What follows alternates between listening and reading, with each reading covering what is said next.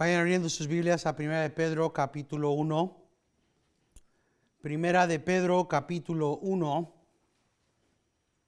Y hoy estaremos viendo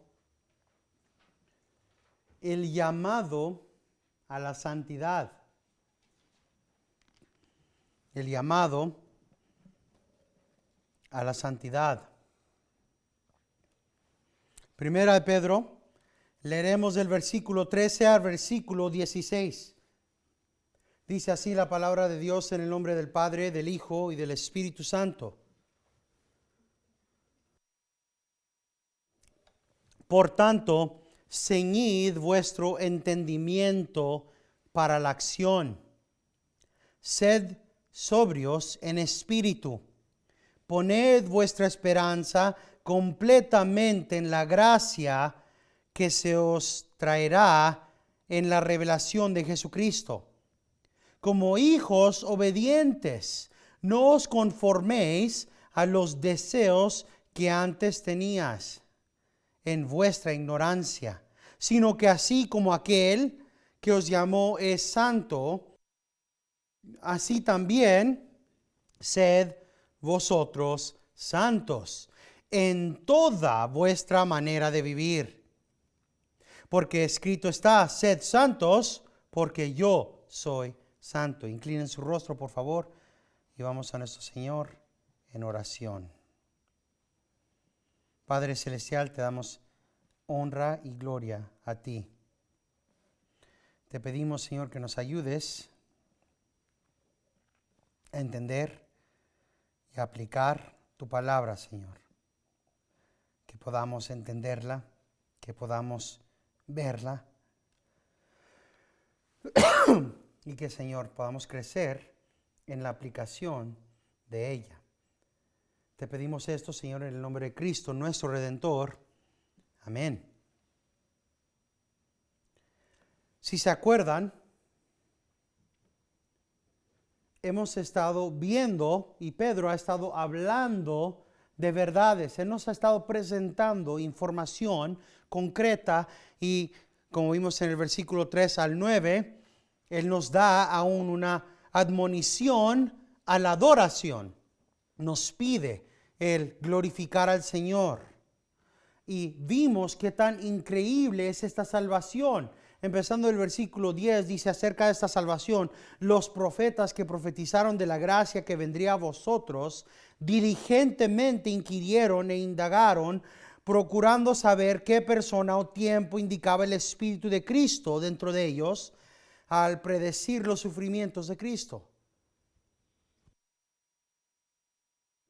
y las glorias que seguirían. A ellos les fue revelado que no se servían a sí mismos, sino a vosotros, en estas cosas que ahora os han sido anunciadas mediante los que os predicaron el Evangelio por el Espíritu Santo, enviado del cielo, cosas a las cuales los ángeles anhelan mirar. Qué tan grande, qué tan hermosa es la salvación y la proclamación de salvación en Jesucristo. Tan grande que todos los profetas ansiosamente querían saber las profundidades de lo que estaban escribiendo.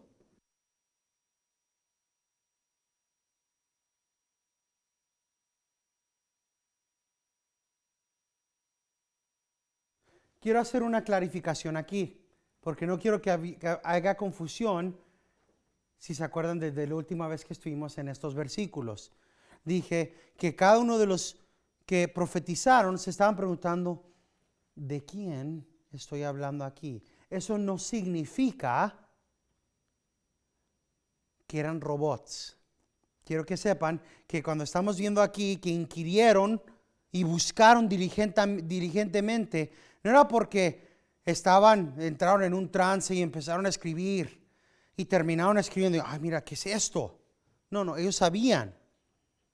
Pero también habían profundidades a lo que ellos estaban escribiendo. Tienen que tener en mente, por ejemplo, el Señor les decía a Jeremías, escribe esto. Así que Jeremías lo estaba escribiendo, o estaban escribiendo la cuenta de estos eventos, y al repasarlos una vez más, están empezando a ver profundidades.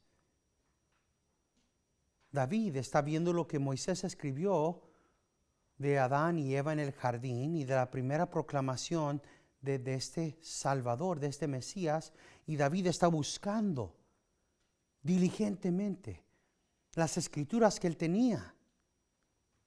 Estoy viendo en Génesis y en Éxodo y en Levítico y en Deuteronomio y en Números. Y en estos libros no estoy encontrando este Mesías. Señor, ¿cuándo vendrá?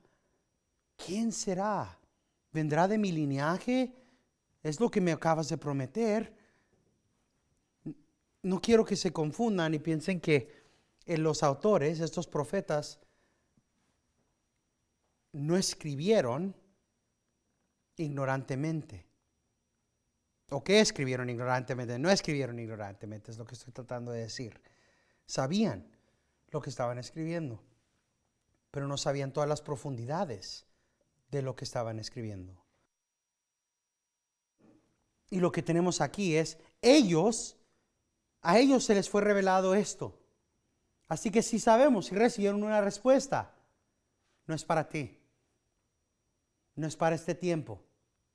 Isaías, acabas de escribir para el beneficio de mi gente que va a salir de Babilonia.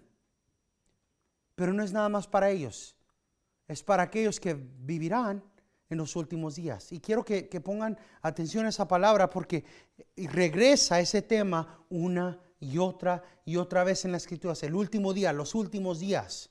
Bastardizaron los mormones esa palabra. Se llaman los santos de los últimos días. ¿Y por qué los últimos días? Porque la inauguración de los últimos días vino con Cristo. Estamos y vivimos en los últimos días. Es la última hora.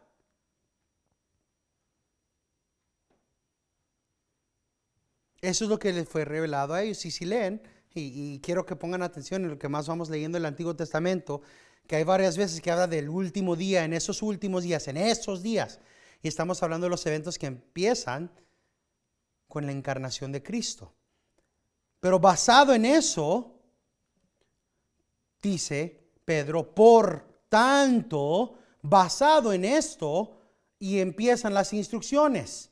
Tienen todo este conocimiento. Acabo de darles claramente qué tan grande, qué tan importante, qué tan increíble es su salvación. Es tan increíble que los profetas meditaron diligentemente sobre ella. Es tan increíble que los ángeles anhelan mirarlo. Los ángeles ansiosamente esperan ver el cumplimiento de todo esto. Hay celebración en el cielo por una persona que llegue a Cristo, ¿verdad? Ese es el anhelo que ellos tienen. Y la pregunta que era para nosotros para meditar es, ¿tenemos ese mismo nivel de ansiedad, de celebración, de júbilo, de gozo, de dedicación a la palabra de Dios? ¿O dejamos que acumule polvo en nuestras casas? Porque dice Pedro, basado en todas estas glorias que les acabo de presentar, por tanto, ceñid vuestro entendimiento para la acción. Así que el primer mandamiento que vemos aquí es el ceñid vuestro entendimiento. Decía Martín Lutero, esta es una admonición a la fe. Y el sentido es este: que mientras tales cosas son predicadas a ustedes y dado a través de la presentación del Evangelio, tales cosas que los ángeles se gozan y anhelan verlas, depende tú de ellas. Pon tu confianza en esa firmeza, para que sea tu fe verdadera y no pintada. o fictuosa como un sueño. Tenemos el primer mandamiento, ceñid vuestro entendimiento. Y nosotros tenemos esa palabra, bueno, si la entendemos, ¿verdad? El ceñir es el atar, pero tiene una connotación militar. El ceñirse los lomos, ¿sí se acuerdan de eso? En la versión antigua de la Reina Valera, se ceñían los lomos para pelear y el punto es un cinto. Y era una acción de guerra. Antes de pelearse, porque en esos tiempos no había de qué pantalones, todos tenían un manto. Y cuando iban a entrar a la guerra, los hombres se recogían el manto arriba de las rodillas y lo ataban, lo ceñían con un cinto para que no había nada tropezándolos cuando iban a entrar a la guerra. Así que tenemos el primer mandamiento: prepara tu mente, ciñe tu entendimiento.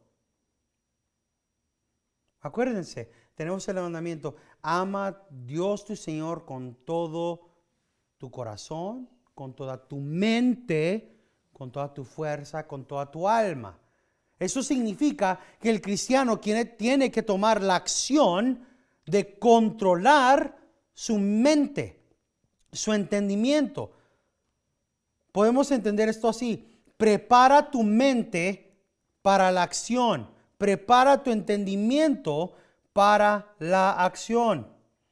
Dice el doctor Sproul comentando sobre esto, dice: estamos viviendo en un periodo de la historia cristiana que puede ser clasificado como inepto mentalmente.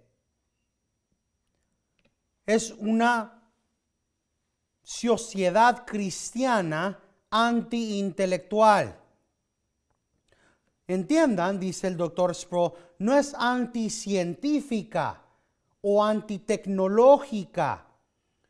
Aún, diría yo, dice el doctor Sproul, no es ni antieducacional, pero anti-mental. Dice: cuando estaba en el seminario, en la clase, yo a veces le preguntaba a uno de mis estudiantes una proposición en particular, una pregunta en particular. El estudiante muchas veces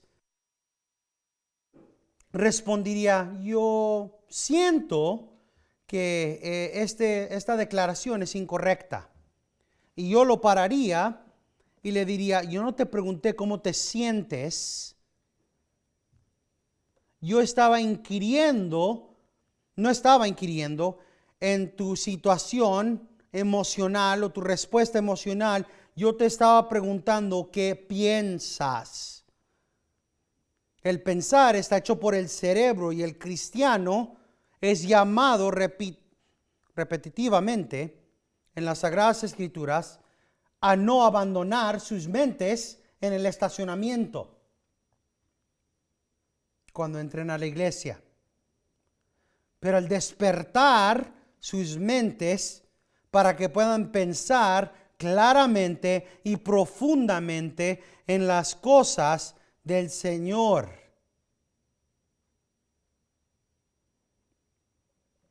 Tenemos que ponernos activos. Vivimos en un tiempo donde hay todo tipo de distractivo para nuestro cerebro. Llegan de la casa, ¿cuántas novelas no existen? De hecho, hasta ahora, si tienes el internet, puedes ver todas las novelas de tu pasado. Puedes ver los programas que tú quieras. Pero tenemos que entender esto: hay una guerra por sus mentes. El mundo quiere sus mentes. Dice Juan Calvino: es una similitud tomado de costumbres ancianas, porque en esos tiempos tenían vestidumbre larga. No podían hacer una jornada larga, ni convenientemente laborar, ni convenientemente pelear. sino primero ceñían sus vestimentos. Así que esta expresión de el ceñir vuestro entendimiento es una expresión para que uno se ponga a trabajar en esta obra. Pedro entonces los llama a remover todos los impedimentos para que puedan estar libres para ir en pos del Señor. Ahora acuérdense, yo no les estoy diciendo que ver un programa de cómo es que explotó el volcán Vesubio hace X cientos de años en el pasado es malo. Ni les estoy diciendo que eso es pecado. Yo no les estoy diciendo que ver las noticias sea pecado o que ver shows de documentarios es pecado. Lo que les estoy diciendo es que es peso. No es pecado, es peso. Si se acuerdan cuando estábamos en Hebreos, que está hablando el autor de Hebreos, dice, corran la carrera de fe. Pero antes de eso nos da una instrucción. Pon al lado todo pecado y todo peso y corre. Y es lo mismo aquí. Ata, controla tu mente. Prepárate para la guerra. ¿Y cómo vas a hacer eso? Dirigiendo tu mente más al Señor y menos a la distracción. Porque aunque no es pecado, es peso.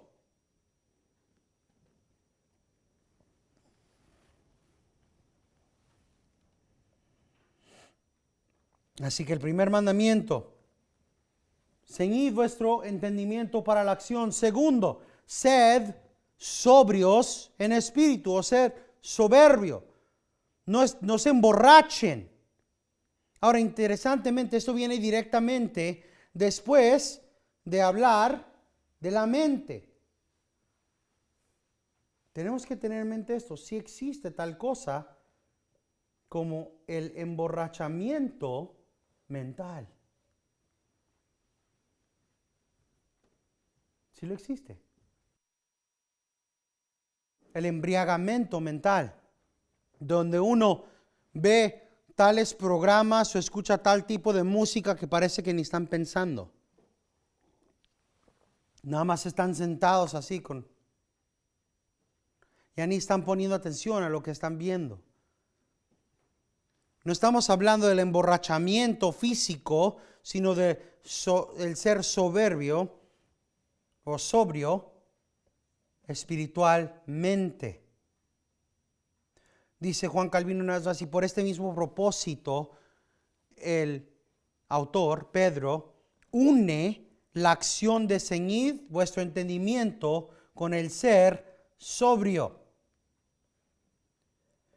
Porque él no nada más encomienda el ser temperado, no nada más en el comer y el beber físicamente, pero el ser sobrio en lo espiritual.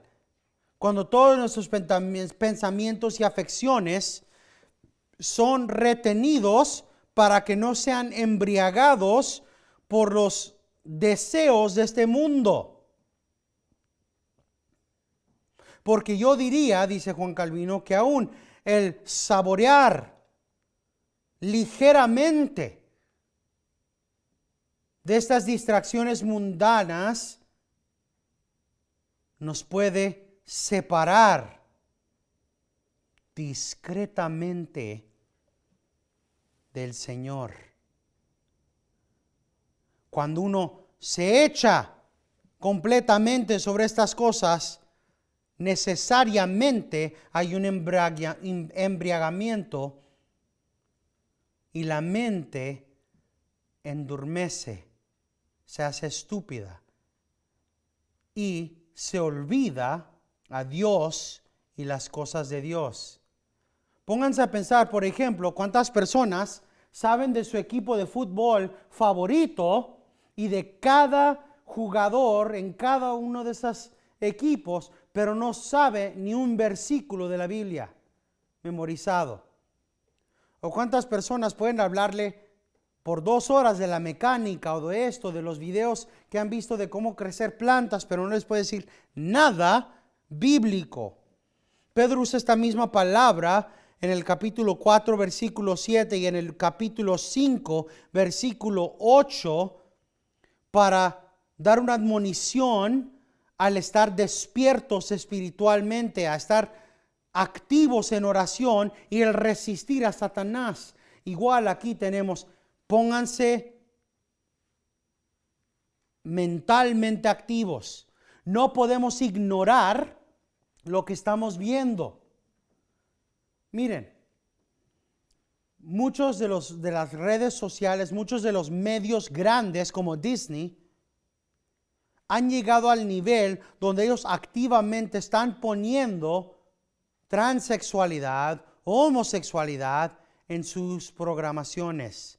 Y cuando no lo están poniendo en sus caricaturas, lo están poniendo en sus comerciales. Este último mes pusieron un comercial. Disney decidió que iban a poner en todos sus programas, en todos sus canales, un comercial que empieza: esta es una familia que tiene un hijo transexual y es una jovencita, que toda la familia está tratando como si fuera hombre, como si fuera muchacho.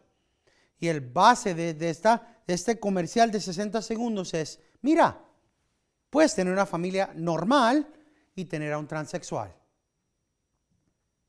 Hay guerra sobre nuestras mentes. Y si no estamos pensando conforme a la palabra de Dios, si no estamos prohibiendo que nuestra mente se emborrache, miren, ¿por qué lo ponen en los programas? Porque si desde pequeñito les están dando a los niños, esto es normal, esto está bien, puede ser lo que se te dé la gana. Hasta puede ser un delfín si tú quieres serlo. Ni humano tienes que ser. ¿Sabían que hace unas 3 semanas había un señor en el estado de Utah que quiso decir: yo no soy un ser humano, soy un animal? ¡Qué locura! Decía el pastor Aarón: pues si animal quiere ser, mire mijo, voy a llevarlo de aquí, vamos a quitarle los derechos humanos, si usted no es humano, y vamos a ponerlo con el resto de los animales enjaulados. Pero a ese nivel hemos llegado. Y nosotros, de entre todas las personas, tenemos que pensar. Tenemos a la jovencita Luz aquí y a otros jóvenes. Pero tenemos que ponernos a pensar, ¿cómo pensamos así nosotros? Bueno, si estamos viendo un documentario y sabemos que el Señor creó todo en 6 días, y vemos que el documentario dice hace 23 billones de años. Nosotros vamos a decir, no era tanto así, no era tantos años. El universo explotó en la creación. No explotó en la creación. El Señor dijo: sea la luz, y fue la luz, sea la luna, sea todo. El Señor lo creó. O cuando dicen esta montaña es 43 millones de años antigua, no lo es cierto. Es simplemente el decir la verdad bíblica cuando estamos viendo los programas. Es el enseñarle a nuestros pequeños. Cuando dice: este chango evolucionó después de hace X millones de años. No, el Señor los creó así. Y este pájaro hace 43 millones de años era plasma flotando. No lo era. El Señor creó a todos los animales. Eso nos dice Génesis. Eso es el ceñir nuestro entendimiento. Eso es el saber que no salimos del protoplasmo primordial y fuimos de ser un pescado a ser un humano. ¿O ustedes no crecieron escuchando que la razón por la que tenemos un huesito aquí es que hace unos 40 millones de años teníamos colas de chango? ¿No crecieron ustedes escuchando eso? Yo sí. En la escuela, en la clase de biología es lo que enseñaban. Este hueso específicamente llegó a ser así de corto porque hace X millones de años teníamos cola como los changos. Y luego van a un caso completamente diferente donde algo abnormal sucedió en el cuerpo de una persona donde ese sí tiene más huesos. Y dice: mira, así éramos todos. No, claro que no. Claro que no. Pero tenemos que mantener nuestras mentes despiertas para estas acciones.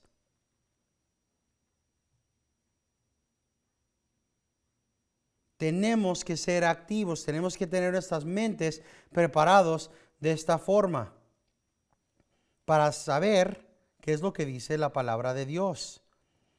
¿Qué es lo que dice? ¿Cómo debemos actuar? ¿Qué es lo que tenemos que hacer? Así que vemos, primero, prepara tu mente para la acción. Cuando te despiertes y estés escuchando las noticias, prepara tu mente para la acción, porque ellos están presentando un punto de vista mundano.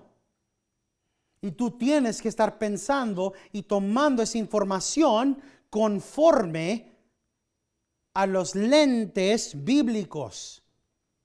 Cuando las noticias están anunciando que ahora hay una tecnología nueva donde puedes cometer eutanasia y matar a un familiar que está enfermo, lo piensas conforme a la palabra de Dios. O cuando dicen, ¿sabes qué? Estamos así de cercas de hacer un microchip que se puede conectar a tu cerebro, con el cual puedes controlar todos los electrónicos de tu casa. Ahora ya no tienes que tener ningún problema. En lugar de ir y prender la luz, nada más piensa, préndete luz, y se prenderá. Suena raro, pero están preparando este tipo de tecnología. ¿Cómo están pensando ustedes en eso en la luz de las Escrituras? El cuerpo es diseñado por Dios, dirigido por Dios, y no hay de meternos en él, a menos que el Señor nos haya dado ciertas cosas. Por ejemplo, si hubo un accidente y perdiste un brazo, no hay ningún problema con tener un brazo artificial, un apéndice artificial. Pero hay algo completamente diferente cuando estás tratando de implantar un microchip simplemente para prender las luces, prender el carro y controlar tu celular. Hay que pensar, ser activos, el ser sobrios en nuestro espíritu. No permitan que la programación y lo que tenga el mundo y lo que diga el mundo los emborrache. Como dijo Santiago, fe sin obras está muerta. Si pueden ver un programa y no pensar como cristianos, tienen que pensar, ¿pienso como cristiano o no? Tercer mandamiento.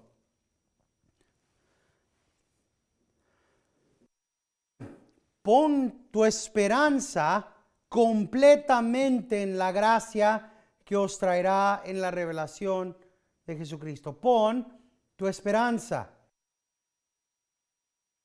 Fija tu esperanza completamente. Pon toda tu esperanza. Es una acción. Es como el amor. La palabra de Dios no habla del emocionalismo. La palabra de Dios no habla del amor como una emoción,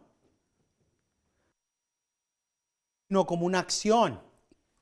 La palabra de Dios nos manda el amarnos los unos a los otros. La palabra de Dios nos manda el cautivar cada pensamiento. La palabra de Dios nos manda como mandamiento aquí el poner toda nuestra esperanza, la completitud de nuestra esperanza. Toda la esperanza que tenemos. Pon vuestra esperanza completamente en que en la gracia que os traerá en la revelación de Jesucristo. Una vez más, viendo al futuro, no estamos viendo aquí, no estamos viendo ahora, no nos estamos enfocando como los del mundo en aquí y ahorita, en guerras o no guerras, en coronavirus o no coronavirus. Nosotros ponemos activamente, decidimos cada día. Las noticias, una vez más, están tratando de hacerme temeroso. Están hablando de que 5 personas más murieron en una ciudad de 95 millones de personas. Por favor, vean el porcentaje. Pero no dejan de hablarlo. ¿Por qué? Piensa el cristiano. ¿Qué es lo que quieren de mí? Temor, miedo, pánico. ¿Cómo tengo que reaccionar? Voy a poner mi esperanza en el Señor. Es como dijo el pastor Aarón hace unos cuantos minutos. Dijo, en un lado, me están diciendo los doctores, oye, tu azúcar está ridículamente alto. Tu presión alta. Te vas a morir. ¿Cuál es la respuesta de nuestro hermano? Gloria a Dios. Ahora, él también dijo, al mismo tiempo, estoy cambiando mi dieta, estoy comiendo más saludablemente, estoy mayordomeando mi cuerpo, pero no, yo no voy a permitir, dijo, no voy a permitir que me asuste el doctor. Eso es el fijar, el poner completamente nuestra esperanza. Enfermo, mi esperanza está en la gracia de Cristo que veré en el día final. Sano, salvo, en peligro, en persecución, pon tu esperanza en la gracia que ha de venir, que el Señor nos traerá en ese día. En la revelación, una vez más, noten que nuestra esperanza no es aquí, no es ahora, es a futuro. No lo vamos a ver de este lado. Aún así, el Señor nos dice, pon tu esperanza en que cuando estés en problemas, yo te sacaré de ellos. Pon tu esperanza en que cuando tienes cáncer o cuando te enfermes con coronavirus, yo te fortaleceré y saldrás bien. No.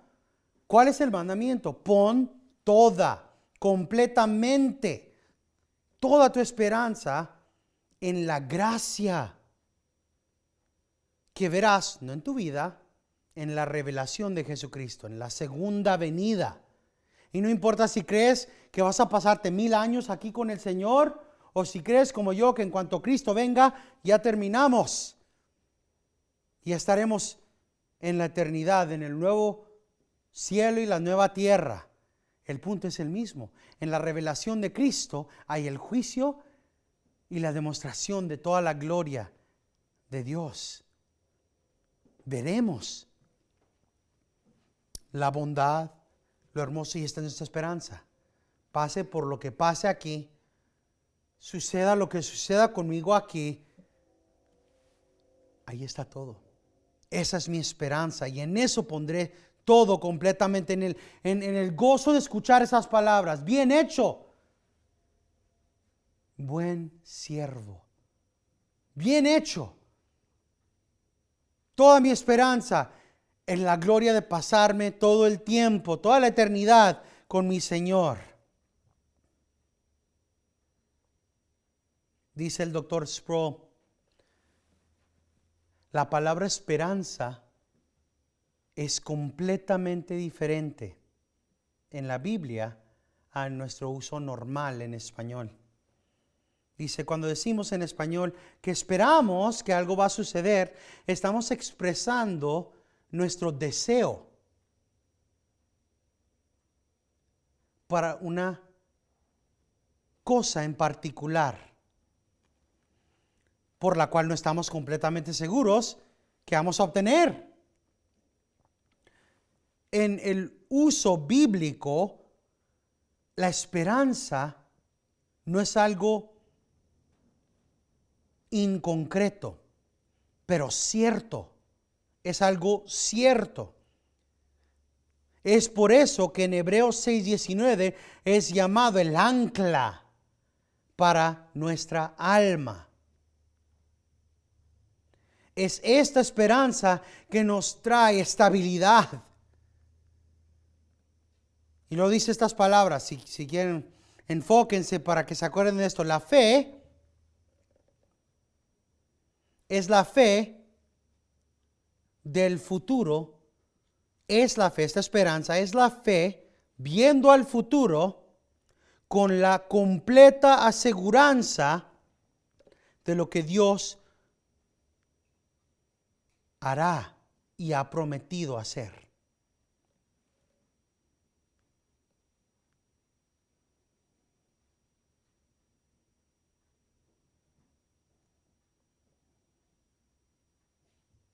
Ponemos toda nuestra esperanza, todo, la completitud de eso, en la gracia que será traída a nosotros a la revelación de Jesucristo.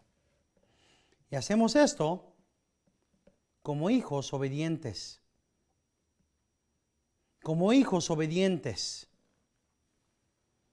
Esta es una de las varias veces que verán en 1 Pedro la realidad de que esto está escrito para los hijos de Dios. Como hijos obedientes. Solamente un hijo o hija de Dios prepara su mente para la acción. El hijo y la hija de Dios mantiene sobriedad en el espíritu. Un hijo y una hija de Dios pone toda su esperanza completamente en la gracia que Dios os traerá en la revelación de Jesucristo.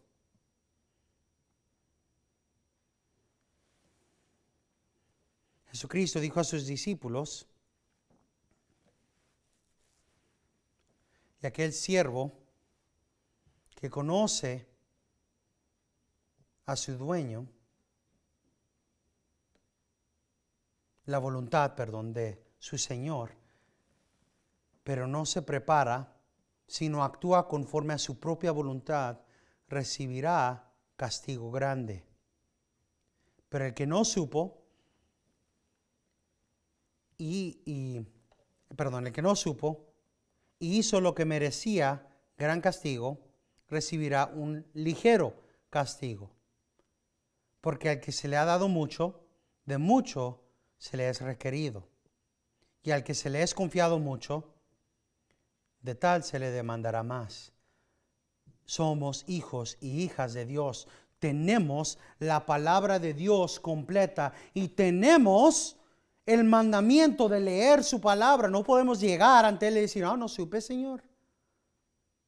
No, pues ¿cómo iba a saber que eso decía ahí Mateo? O que esto decía aquí en Lucas. Respuesta, te di X años de vida. X de ellos. Como mi hijo o mi hija. Y te di el mandamiento. De hecho, te di un pastor que nunca te dejó en paz. No hay excusa.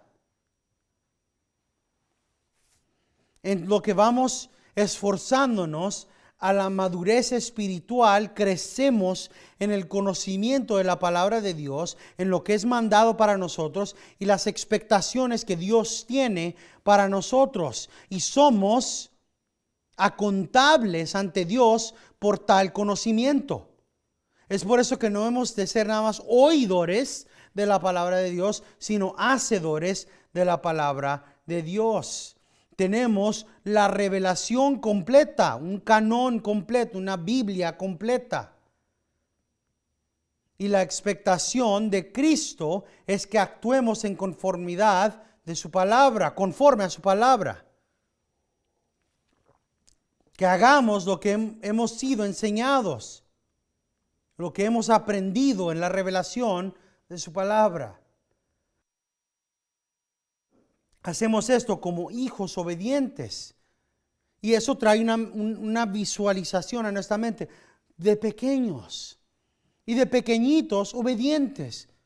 No respingando, no renegando. No, pues me dijeron que haga. No. Como hijos obedientes. Hijos que aman a su padre y dicen, sí, lo que digas. Porque su anhelo, su gozo es simplemente el hacer la voluntad del Padre. Obedecemos como un hijo que reconoce que acabamos de recibir el regalo más grande de todos en la salvación. Acabamos de tener un gran regalo y los mandamientos, lo que el Señor nos pide, ¿qué es a comparación de ese gran regalo? Si vemos, el Señor nos redimió. Pasaremos la eternidad con Él y Él nos pide ¿qué? Obedéceme. No es tan gran cosa, ¿verdad? No si lo estamos viendo realmente. Recibimos el tesoro más grande de todo el universo, a Cristo mismo. Salvación en Cristo, redención en Cristo, santificación en Cristo. ¿Y qué es lo que nos pide el Señor? Camina, prepara tu mente. No te emborraches con basura en la radio y en la televisión. Sé activo y pon tu esperanza en mí. Yo estoy haciéndolo todo. Yo estoy guardándote. Yo te voy a dar fe. Yo estoy guardando tu salvación. Yo te preparé y estoy preparando un lugar para ti. No es nada. No es nada. Con una mentalidad apropiada, con una mentalidad madura, entendemos, el Señor me da todo y me pide una pizcacha. Es un poco triste cuando realizamos, el Señor me pide una pizcacha y aún con esa pizcachita fallo. Aún con esa pizcachita me la paso pecando. Aún con eso, y ni con eso puedo a veces.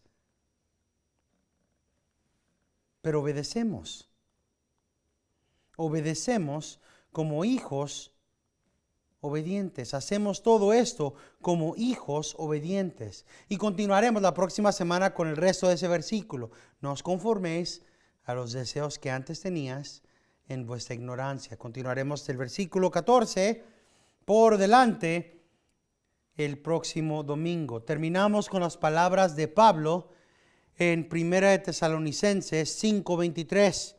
Y que el mismo Dios de paz os santifique por completo, y que todo vuestro ser, espíritu, alma y cuerpo sea preservado irreprensible para la venida de nuestro Señor Jesucristo.